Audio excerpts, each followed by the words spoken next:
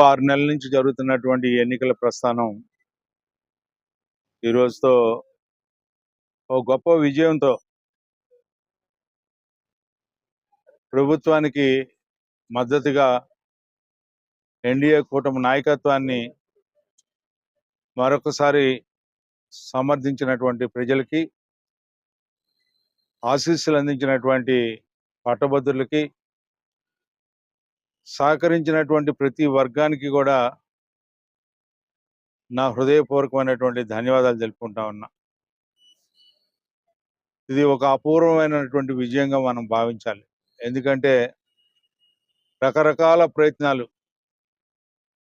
ముందు వైసీపీ అభ్యర్థి అన్నారు, ఆ తర్వాత వైసీపీ పార్టీ వారు ప్రభుత్వం మీద నమ్మకం లేదు, ప్రజాస్వామ్య విలువలు కాపాడలేరు అని చెప్పి ఉద్దేశంతో ఎన్నికల్ని బహిష్కరిస్తామని చెప్పినటువంటి ఈ పెద్దలు మరలా మనం ఎవరైతే తెలుగుదేశం పార్టీ కూటమికి ఎదురుగా పోటీ చేస్తున్నారో ఆ అభ్యర్థులకి మనం మద్దతు పలకాలని చెప్పినటువంటి మాటలు, అంటే ఎప్పటికప్పుడు మాటలు మార్చుకుంటూ ఈ సమాజానికి చేసిన అన్యాయం మర్చిపోయారనుకొని మరలా ఈ రోజున ముందుకు వచ్చినటువంటి వైసీపీ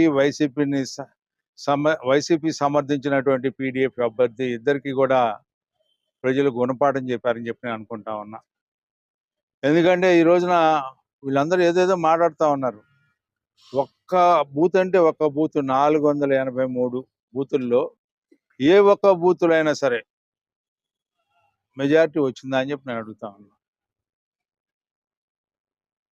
అసత్య ఆరోపణలు చేసుకుంటూ ఎదుటివాడి మీద బురద చల్లటమే ధ్యేయంగా పెట్టుకుంటూ, ఆడలేక మధ్యలో ఓడు అన్నట్టుగా ఆ రకమైన విధానంతో ఈ రోజున మీరు రాజకీయాల్లో కొనసాగాలనుకుంటే, ఇప్పటికే చరిత్ర చాలా చెప్తా ఉంది ఎందుకు దూరం అవుతున్నారో ప్రజలకని.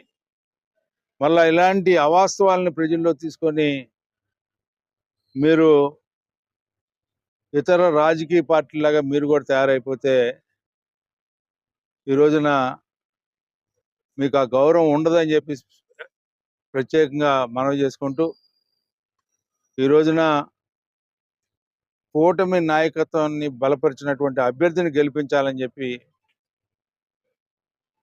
ప్రతి ఒక్కరు కూడా భావించబట్టే ఈ రోజున 2,41,000 పట్టభద్రులు ఓటర్లుగా నమోదైతే, వారు ఓటు వేస్తే దాదాపు 3,46,000 ఓటర్లుగా నమోదైతే 2,41,000 మంది ఓటరు హక్కు వినియోగించుకున్నారు.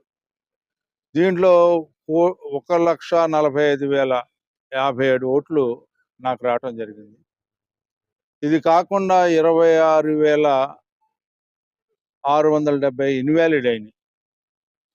కేవలం నాకు వచ్చిన మెజారిటీ కంటే తక్కువ ఓట్లు వచ్చినటువంటి వ్యక్తి పీడీఎఫ్ అభ్యర్థి. వీళ్ళందరూ చాలా గొప్పగా మాట్లాడారు, నిన్నటిదాకా సవాళ్లు విసిరారు. ఈరోజు ఆ సవాళ్ళు ఎక్కడికి పోయినాయో నాకైతే తెలియదు, కానీ ఈ రోజున ప్రజలు ఇచ్చినటువంటి తీర్పుని ఇది గొప్ప తీర్పుగా నేను భావిస్తూ, ఈ తీర్పుని రావటానికి కృషి చేసినటువంటి కార్యకర్తలకి, అదేవిధంగా శాసనసభ్యులకి, శాసన మండలి సభ్యులకి, మంత్రులకి, ఇన్ఛార్జి మంత్రులకి, పార్లమెంటు అధ్యక్షులకి, పార్లమెంటు సభ్యులకి, అదేవిధంగా కూటమి నాయకత్వానికి నన్ను బలపరిచినటువంటి పెద్దలు చంద్రబాబు నాయుడు గారికి, పవన్ కళ్యాణ్ గారికి, పురంధేశ్వరి గారికి, మరి ముఖ్యంగా లోకేష్ గారికి. ఎందుకంటే ఆయన ఈ 6 నెలలు ఈ ప్రస్థానం అంతా కూడా ప్రతి అంశాన్ని కూడా మరి ఆయన దగ్గరుండి నడిపించి ఈ విజయం చేకూర్చినటువంటి వ్యక్తి మరి నారా లోకేష్ గారు అని చెప్పి సందర్భంగా గుర్తు చేసుకోవాల్సినటువంటి అవసరం ఈ రోజున నాపై ఉంది అని చెప్పే భావంతో ఈ రోజున ప్రతి ఒక్కరికి కూడా మరొకసారి హృదయపూర్వకమైనటువంటి ధన్యవాదాలు తెలుపుకుంటూ సెలవు తీసుకుంటాం.